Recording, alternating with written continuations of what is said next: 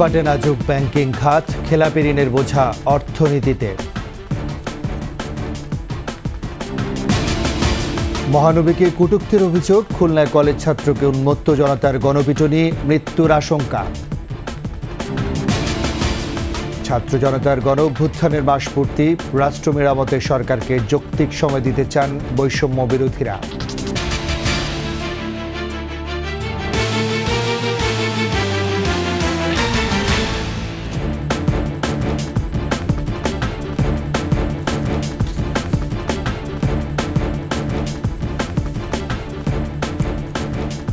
শুনছিলেন সংবাদ শিরোনাম। আমন্ত্রণ ২১শে সংবাদে আপনাদের সাথে আছে আমি রাজীব জামান। আর দর্শক, ২১শে টেলিভিশনের সংবাদ একই সাথে সরাসরি দেখতে পাবেন আমাদের ফেসবুক পেজ www.facebook.com/21she24 অনলাইনে। এছাড়া সাবস্ক্রাইব করতে পারেন www.youtube.com/21she চ্যানেলে। লুটপাটে নাজুক দেশের ব্যাংকিং খাত, লাফিয়ে বাড়ছে খেলাপি ঋণ। প্রভাবশালীরা ঋণের অর্থ ফেরত না দেয় বড় সংকটে ব্যাংক। চলতি বছরের জুন শেষে ব্যাংক খাতে খেলাপি ঋণ দাঁড়িয়েছে 2,11,391 কোটি টাকা। সাবেক স্বৈরশাসক হাসিনা ক্ষমতায় আসার আগে খেলাপি ঋণের পরিমাণ ছিল 22,400 কোটি টাকা। বিস্তারিত দেখুন প্রতিবেদনে। হুহু করে বাড়ছে খেলাপি ঋণ। গত 15 বছরের ঋণ জালিয়াতির কারণে ধুঁকছে দেশের ব্যাংকিং খাত। 2009 সালে খেলাপি ঋণের স্থিতি ছিল 22,482 কোটি টাকা, যা ক্ষমতাচ্যুত হাসিনার 15 বছরে বেড়ে 2,11,391 কোটি টাকায় উন্নীত হয়েছে। বাজেট হচ্ছে আমাদের 8 লাখ 7 লাখ কোটি টাকা, 7.5 লাখ 8 লাখ কোটি টাকা। তার মধ্যে যদি 1/3 যদি হয়ে যায় খেলাপি ঋণ, তাহলে এই যে আর্থিক প্রতিষ্ঠান, কতগুলো ব্যাংক চলবে কীভাবে, অর্থনীতি চলবে কীভাবে? এখন প্রাইভেট ইনভেস্টমেন্ট কমে গিয়েছে। প্রাইভেট ইনভেস্টমেন্ট কমা মানে কিন্তু নিয়োগ কমা। আমাদের বেকার সমস্যা তো দিন দিন বাড়ছে। আমরা তো চাকরি তৈরি করতে পারছি না। বাংলাদেশ ব্যাংকের তথ্য বলছে, চলতি বছরের জুন শেষে ব্যাংকগুলোর বিতরণকৃত ঋণের স্থিতি ছিল 16,83,396 কোটি টাকা। এই ঋণের 12.56% এখন খেলাপি। সবচেয়ে বেশি খেলাপি রাষ্ট্রায়ত্ত ব্যাংকে 32.77%। দেশি বেসরকারি ব্যাংকে খেলাপির হার 7.94%। হাসিনা ঘনিষ্ঠ প্রভাবশালীরা ঋণ ফেরত না দেওয়াতেই খেলাপির এই উলম্ফন। এদিকে গত 15 বছরে পুনঃতফসিল, পুনর্গঠন, অবলোপন সহ বিভিন্ন নীতিমালার উদার ছিল বাংলাদেশ ব্যাংক। এই সময়ে খেলাপি ঋণের প্রকৃত চিত্র ধামাচাপা দেওয়া হয়েছে। এস আলম, সালমান এফ রহমান, নজরুল ইসলাম মজুমদারের মতো প্রভাবশালী ব্যবসায়ী ও ক্ষমতাসীন দলের নেতাদের মালিকানায় থাকা ব্যাংকগুলোতে অবাধে লুটপাট হয়েছে হাসিনা সরকারের আমলে। অনিয়ম, দুর্নীতিতে বিপর্যস্ত এসব ব্যাংকের প্রকৃত চিত্র সামনে এলে অনেক ব্যাংক চরম অস্তিত্ব সংকটে পড়বে বলে আশঙ্কা করা হচ্ছে। 5 লাখের কাছাকাছি কিন্তু আছে। হ্যাঁ, দুটো বিষয় অবলোপন একটা, আরেকটা হলো যে আদালত কিন্তু মামলা করে এটা স্থগিত করে দেয়। এখন আদালতের আইনের কোনো ফাঁকফোকর দিয়ে স্থগিত করে, সেগুলো আর কিন্তু আমাদের সামনে আসতেছে না। রাজীব জামান, ২১শে টেলিভিশন, ঢাকা। মহানবীকে কটূক্তির অভিযোগে খুলনায় গণপিটুনির শিকার হয়েছে উৎসব মণ্ডল নামের এক তরুণ। বুধবার রাতে নগরীর সোনাডাঙ্গা আবাসিক এলাকায় এই ঘটনা ঘটে। স্থানীয়রা জানায়, কলেজ ছাত্র উৎসব মণ্ডল মহানবীকে নিয়ে সামাজিক যোগাযোগ মাধ্যমে কটূক্তি করেছে। এমন অভিযোগে কয়েকজন শিক্ষার্থী তাকে খুঁজে বের করে নগরীর সোনাডাঙ্গায় ডেপুটি পুলিশ কমিশনারের কার্যালয়ে নিয়ে যায়। বিষয়টি জানাজানি হলে কার্যালয় ঘেরাও করে বিক্ষোভ শুরু করে উত্তেজিত জনতা। খবর পেয়ে সেনাবাহিনী ও নৌবাহিনীর সদস্যরা সেখানে গিয়ে পরিস্থিতি শান্ত করার চেষ্টা করেন। এক পর্যায়ে রাত 12:15টার দিকে উত্তেজিত জনতা অফিসে ঢুকে উৎসবকে ছিনিয়ে নিয়ে যায়। এছাড়া ভাঙচুর চালানো হয় পুলিশের কার্যালয়ে। এরপর উৎসবকে বেধড়ক পিটানো হয়। উৎসবের মৃত্যুর আশঙ্কা করছেন স্থানীয়রা, তবে কোনো কর্তৃপক্ষ তা নিশ্চিত করেনি। শেখ হাসিনার স্বৈরাচারী শাসনামলের রাষ্ট্রের সব প্রতিষ্ঠান ধ্বংস করে দেয় এখনও দেশবাসী পরিপূর্ণ বিজয়ের স্বাদ নিতে পারছেন না। বৈষম্য, প্রতিহিংসা, দুর্নীতি নির্মূলে দায়বদ্ধতার সংস্কৃতি গড়ে তোলার সরকারকে যৌক্তিক সময় দিতে চান বৈষম্য বিরোধী ছাত্র আন্দোলনের কর্মীরা। তৌহিদুর রহমানের রিপোর্ট।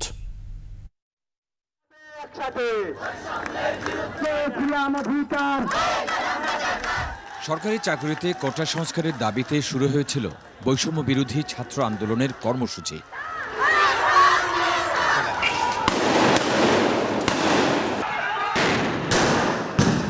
জুলাই আগস্ট হত্যাকাণ্ডে প্রাণ হারান শত শত মানুষ, আহত হন হাজার হাজার শিক্ষার্থী ও সাধারণ মানুষ।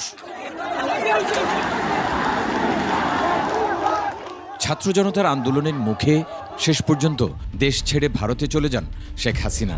আত্মগোপনে চলে যায় তার দলের নেতাকর্মী ও সরকারের বিভিন্ন কর্তা ব্যক্তিরা।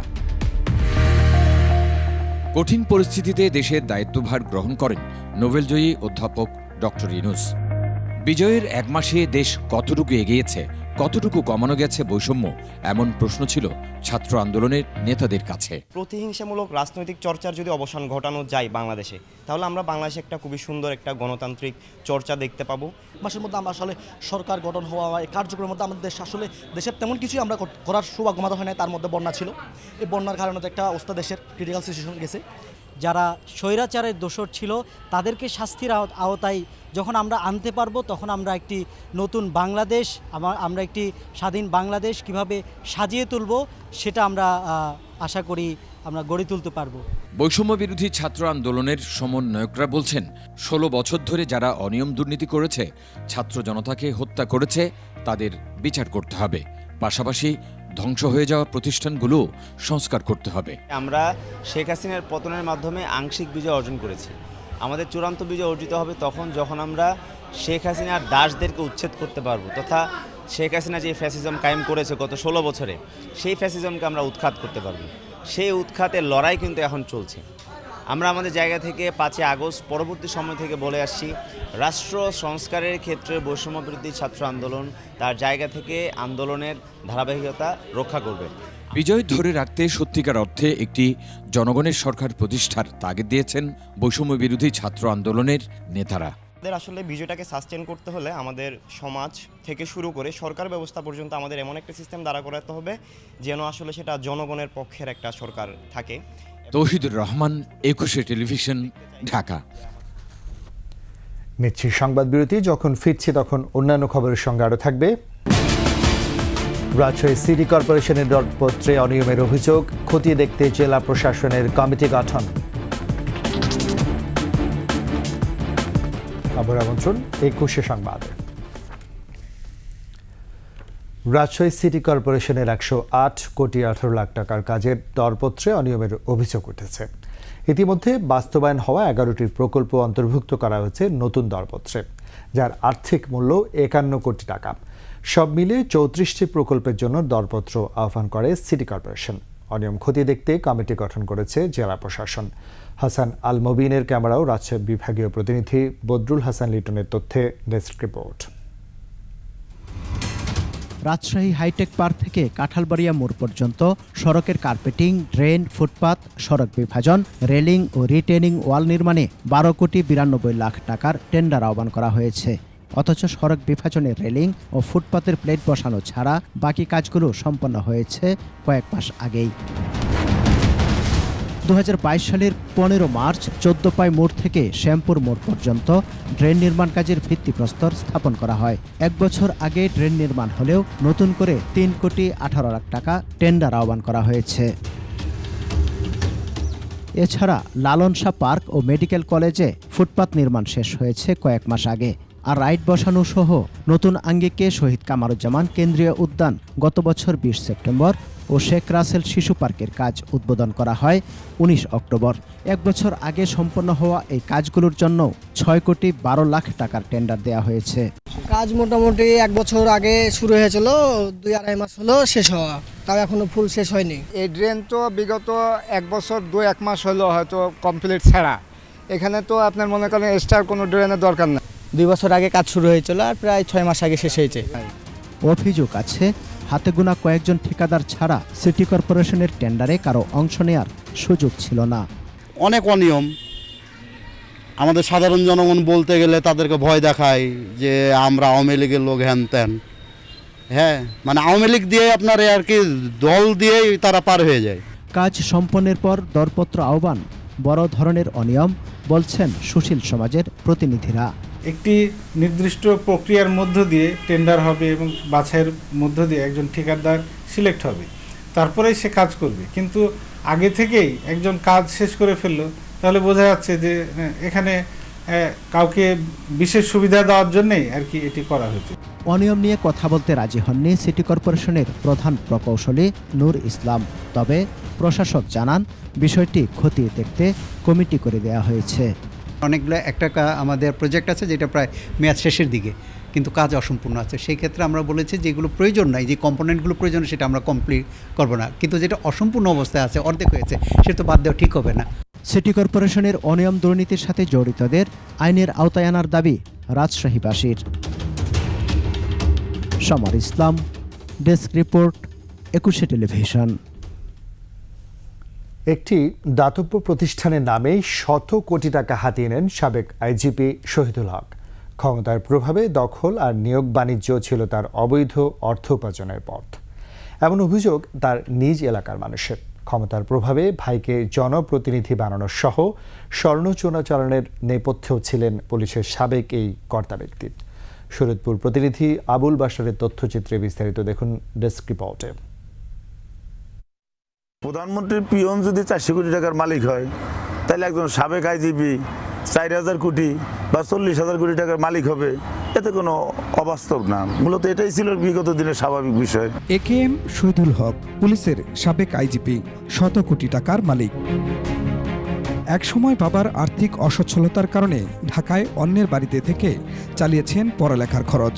পুলিশের চাকরিতে ঢুকেই ঘুরে যায় ভাগ্যের চাকা। চাকরির পরে থেকেই তাদের ভাগ্যের চাকা করতে শুরু করে। টিনের চালাঘর ভেঙে হয় তিনটি আলিশান বাড়ি, বনে যান শত শত বিঘা জমির মালিক। আইজিপি পদে পদোন্নতির পর নিয়োগ বাণিজ্য আর ভূমি দখলে মেতে ওঠেন সাবেক স্বৈরশাসক শেখ হাসিনার অতি আস্থাভাজন শহীদুল হক। বাবা মার নামে গড়ে তোলেন মজিদ জরিনা ফাউন্ডেশন নামে একটি দাতব্য প্রতিষ্ঠান। অথচ অভিযোগ রয়েছে সেই মজিদ জরিনা ফাউন্ডেশনের নামেই শুরু করেন চাঁদাবাজি। বিভিন্ন প্রতিষ্ঠান থেকে আদায় করেন শত কোটি টাকা। নজরানা আদায়ের নামে পুলিশ কর্মকর্তাদের কাছ থেকেই নিতেন নিয়মিত মোটা অঙ্কের টাকা। সে একটা স্কুল করছে, হাজার হাজার কোটি টাকা দেয়া খরচ করে সমস্ত জমির মেটাতন ক্রয় করছে নাকি আর সেটা আমরা বলতে পারবো না। শহীদুল হকের প্রভাব খাটিয়ে ছোট ভাই ইসমাইল হক এলাকায় চালাতেন সন্ত্রাসী কর্মকাণ্ড। ভোট জালিয়াতি করে দুইবার হয়েছেন শরীয়তপুরের নড়িয়া উপজেলা চেয়ারম্যান। স্বর্ণ চোরাচালানের মধ্য দিয়ে ইসমাইল অঢেল সম্পদের মালিক হয়েছেন বলেও রয়েছে অভিযোগ। বিভিন্ন থানার অফিসাররা তাদের হাতের পুতুল ছিল। যখন যা কইতো তখন নিরহ মানুষের অন্যায় অত্যাচার জুলুম করত। বিভিন্ন প্রকারের ব্যবসা বাণিজ্য তারা জড়ায় পড়ে। দুবাইতে যে ব্যবসা আছে, ওদের প্রচুর ব্যবসা আছে, আপনি কল্পনাই করতে পারবেন না। এটা তো আমাদের দ্বারা এখন যাওয়া সম্ভব না। তো 3,500 কোটি টাকা এই যে একটা অখাদ্য গ্রামের পরিবার, একটা উনি একদম সামান্য পুলিশের যখন এসপি ছিল, আইজি হয়েছে, তার বেতন করতো, তার স্কেল করতো, সে এত টাকা কোত্থেকে পায়। মিরপুর শহীদ স্মৃতি কলেজ থেকেও কোটি কোটি টাকা লুপাটের অভিযোগ রয়েছে শহীদুল হকের বিরুদ্ধে।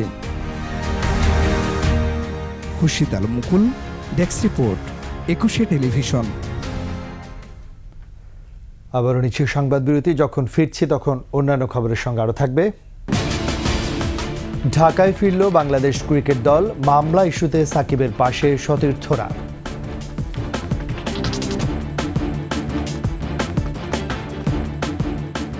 সাফল্যে ভরপুর সিরিজ শেষে ঢাকায় ফিরছে বাংলাদেশ ক্রিকেট দল। রাতে 2 বহরে দেশে পা রাখে টাইগাররা। এই জয়কে টেস্ট ক্রিকেটে বাংলাদেশ দলের সবচেয়ে সেরা অর্জন বলছেন অধিনায়ক নাজমুল হাসান শান্ত। মামলা ইস্যুতে সাকিবের পক্ষে রয়েছে পুরো দল। আকাশুজ্জামানের রিপোর্ট। শাহজালাল বিমানবন্দরে বাংলাদেশ দলের প্রথম বহর আসে রাত 11টায়। দেশের মাটিতে পা রাখার পর বিসিবি কর্মকর্তাদের ফুলেল শুভেচ্ছায় সিক্ত হন খেলোয়াড়রা। এ বহরে অন্যদের সাথে ছিলেন হেড কোচ ও অধিনায়ক। ট্রফি নিয়ে নাজমুল হোসেন শান্তর ঘুমানোর একটি ছবি ভাইরাল হয়েছে সোশ্যাল মিডিয়ায়। গণমাধ্যমের মুখোমুখি হয়ে অধিনায়ক বলেন, সেরা অর্জন বলেই উদযাপনের ধাঁচটা ছিল অন্যরকম। জয়টা অনেক স্পেশাল ছিল আমার কাছে মনে হয়। আমি যেটা বললাম যে বাংলাদেশের সব থেকে বড় অর্জন, তো মোমেন্টটা ভালোভাবে এনজয় করার জন্যই আসলে মনে হলো যে ট্রফিটা নিয়েই ঘুমাই। সবাই ফিরলেও আসেননি সাকিব আল হাসান। পাকিস্তান থেকে সরাসরি ইংল্যান্ডে গিয়ে কাউন্টি খেলার কথা রয়েছে তার। হত্যা মামলাও ঝুলছে সাকিবের ঘাড়ে। এ বিষয় নিয়ে প্রধান উপদেষ্টার সাথে কথা বলবেন বলে আশ্বস্ত করেছেন শান্ত। সাকিব ভাই কতটুকু খেলার জন্য ডেডিকেটেড এবং খেলার জন্য কতটুকু পাগল, টিমের জন্য ভালো করার জন্য কতটুকু সবসময় টিমের জন্য খেলার জন্য চিন্তা ভাবনা করেই থাকেন। বাট হ্যাঁ, অবশ্যই যখন দেখা হবেন অবশ্যই এটা নিয়ে যদি কথা ওঠে, প্রত্যেকটা প্লেয়ার সাকিব ভাইয়ের পাশে আছে। টাইগারদের দ্বিতীয় বহর দেশে ফিরেছে রাত 2টায়। বিশ্রামের খুব বেশি সময় পাচ্ছে না বাংলাদেশ দল। 19 তারিখ শুরু হবে ভারত সফরে শান্তর দলের টেস্ট সিরিজ। আকাশুজ্জামান, 21 টেলিভিশন। 2 আন্তর্জাতিক প্রীতি ম্যাচ সিরিজের প্রথমটিতে আজ ভুটানের মুখোমুখি হবে বাংলাদেশ। থিম্পুর চ্যাং লিমিথ্যাং স্টেডিয়ামে ম্যাচটি শুরু হবে বাংলাদেশ সময় সন্ধ্যা 6টায়। আগামী বছর এশিয়ান কাপ বাছাই তৃতীয় রাউন্ডের খেলা রয়েছে, আছে সাফ চ্যাম্পিয়নশিপও। এর আগে তাই প্রীতি ম্যাচ জিতে মনোবল বাড়িয়ে রাখতে চাইছেন বাংলাদেশের কোচ হাভিয়ের কাবরেরা। তবে 2 ম্যাচ জয়ে চোখ থাকলেও আপাতত প্রথমটি নিয়ে ভাবছেন লাল সবুজের কোচ। ভুটানের বিপক্ষে পরিসংখ্যানে বেশ এগিয়ে রয়েছে বাংলাদেশ। 14 ম্যাচে 11টি জয়ের বিপরীতে 1টি হার, বাকি 2টি ম্যাচ হয়েছে ড্র।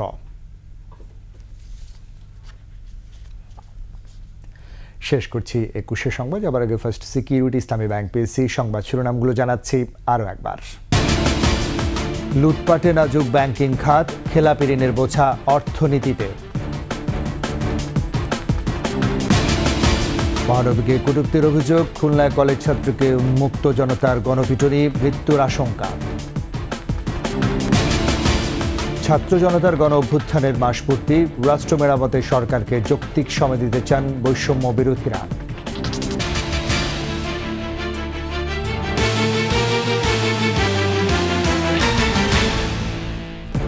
সবশেষ খবর জানতে ডায়াল করুন 2021 নম্বর, আর ভিজিট করুন 21.com ওয়েবসাইটে। ফেসবুকে ভিজিট করতে পারেন www.facebook.com/2124 অনলাইনে। এছাড়া সাবস্ক্রাইব করতে পারেন www.youtube.com/21TV চ্যানেলে।